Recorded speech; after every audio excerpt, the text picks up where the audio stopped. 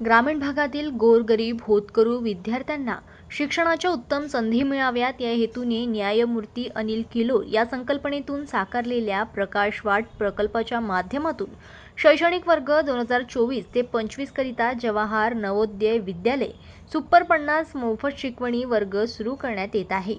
सदर वर्ग संपूर्ण वर्षभर दर शनिवारी आणि रविवारी सकाळी 11 ते 4 या कालावधीमध्ये मूर्तिजापूर येथे आयोजित करण्यात येणार आहे।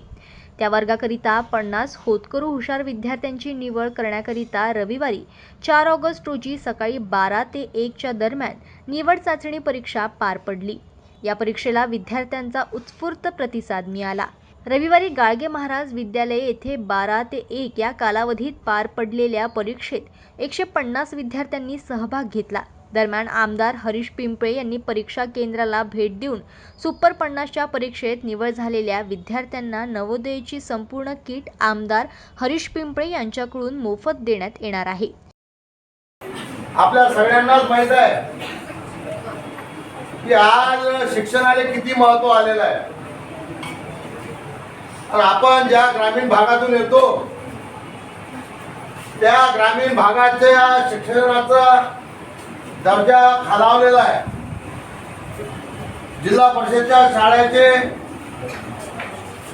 वर्ग भर पडण्याच्या मार्गावर आहे आणि त्यामुळे एक मोठी दरी शिक्षण क्षेत्रात निर्माण होणार आहे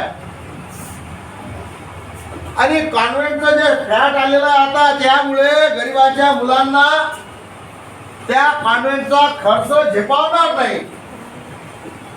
म्हणून प्रकाश वाटच्या माध्यमातून 50 पोरांना प्रशिक्षण देऊन या 50 पैकी 50 कसे सिलेक्शन होणार यासाठी हा पहिला प्रयास आहे।